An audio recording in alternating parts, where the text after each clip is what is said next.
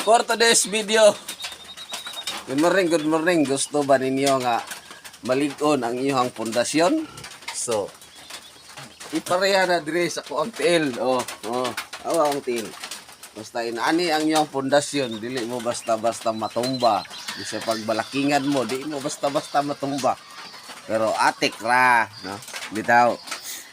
Gihimo ra nako ning karagi himo ra nako ning katawan na nako ang sitwasyon, okay? Kung maghuna-huna ta ni, masamot tag kabalaka.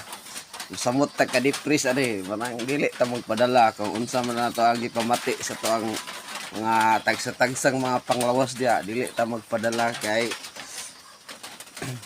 atong istugyan, atong isalig di sa tungboy na Dios kay kabalo ko nga basta mosampit og mo isalig na to ang tanan sa Ginoo, dili ta niya pasagdaan. Ano nga kada lang buna lang ya punta la